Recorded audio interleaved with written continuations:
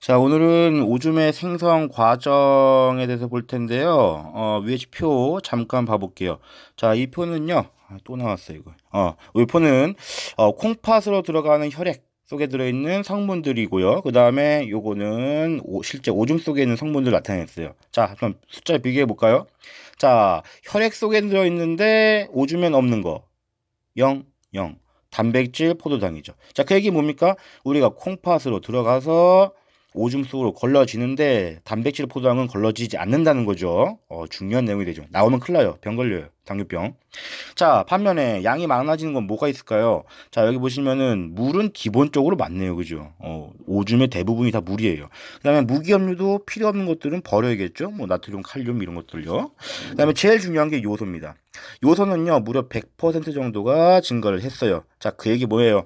콩팥에서 누굴 거르는 거예요? 오줌이라고 한 건 만드는 거는 요소를 거르는 작업이다라고 생각하면 되겠죠. 그래서 이 요소를 거르는 작업은 어디서 일어난다 그랬냐? 바로 전 시간에 네프론이라고 하는 데서 일어난다 했어요. 이 네프론에서요, 과학적인 원리 세 가지를 이용합니다. 첫 번째, 걸러내는 거, 여과. 그 다음에, 잘못 나갔네? 다시 빨아먹어야지, 재흡수.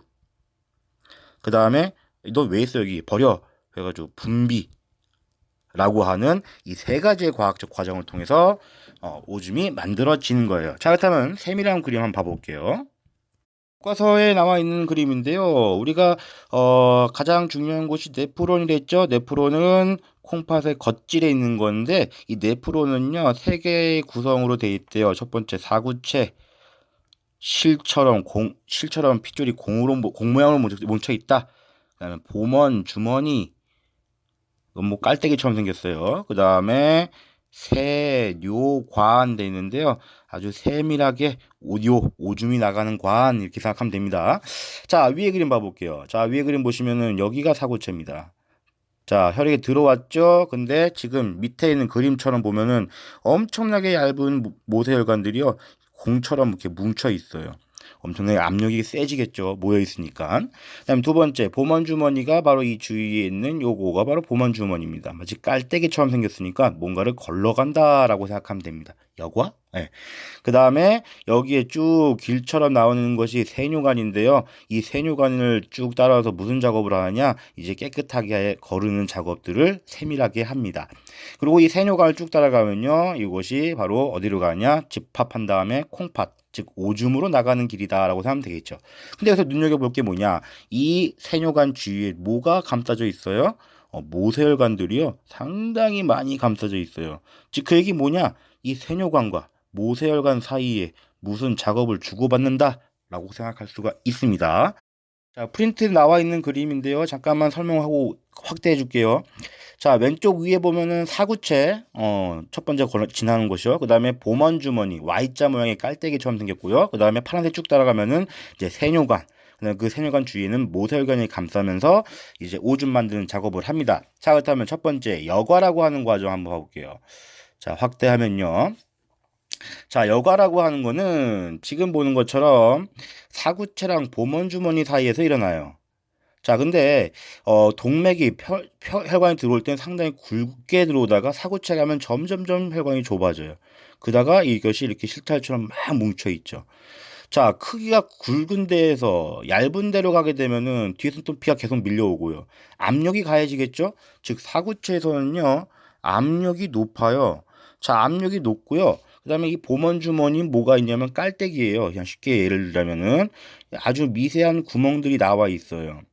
자, 근데 피 속에는 크기가 큰 적혈구나 뭐 단백질도 들어있지만 크기가 작은 포도당, 아미노산, 뭐 요소 이런 것들도 들어있거든요. 그러면은 어떤 일이 벌어질까요? 크기가 큰 애들은 아무리 압력을 가해줘도 이쪽으로 빠져나갈 수가 없겠죠. 하지만 크기가 작은 애들은 여기로 빠져나가겠죠. 그것이 바로 뭐냐? 여과예요. 즉 압력의 차이를 이용해서 입자를 고르는 첫 번째 과정이 여과입니다. 자, 근데 여기서 문제점이 하나 있어요. 다 뭐가 문제점이냐? 우리는 요소만 나가면 되는데 지금 뭐도 나왔냐? 크기가 같이 작은 물도 나왔고요.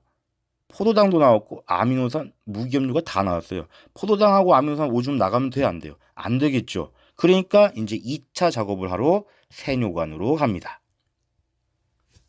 자, 세뇨관 왔네요. 자, 세뇨관 오면은 이 주위에 모세혈관들이 감싸고 있다 했어요. 그죠? 자, 그런데 봐봐. 여기에 포도당하고 아미노산을 칩시다. 자, 오줌으로 나가면 안 돼요. 이기려 가면 오줌으로 나가니까 어떻게 하냐? 두 번째 단계. 나가면 안 되는 것들을 다시 빨아먹어요. 이거를 제흡수라 불러요. 즉, 주위에 있던 모세혈관이 포도당하고 아미노산, 그다음에 몸에 물이 필요하다 그러면 물 또한 이렇게 빨아먹는 과정을 우리는 제흡수다라고 불러요. 자, 근데 여러분들 아까 사구체에서 요소들이 다 걸러졌을까요?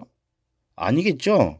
요소가 엄청나게 많은데, 그죠? 그리고 1분에 125ml를 걸러야 되니까 이게 다 걸러질 수는 없을 겁니다. 즉, 피 속에도 요소가 이렇게 남아 있다는 거예요.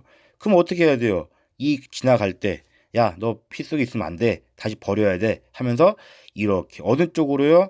세뇨관 쪽으로, 모세혈관에서 세뇨관 쪽으로 요소를 다시 버리게 돼요. 이걸 뭐라고 하냐? 세 번째 단계 분비다라고선 부르는 겁니다.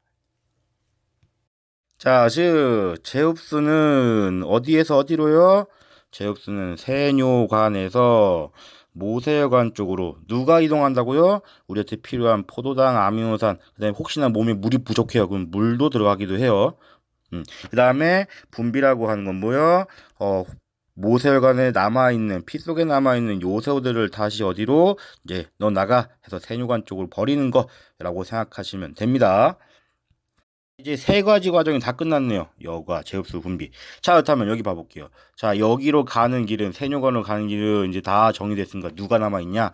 물하고, 그 다음에 찌린, 요소, 그 다음에 필요 없는 남은 무기업류가 이제 콩팥 깔때기로 가서 오줌관 쪽으로 내려가서 방광에 모여서 이제 쉬 하면서 오줌으로 나가는 거겠죠. 자, 반면에 여기 있는 빨간색 부분 봐보세요.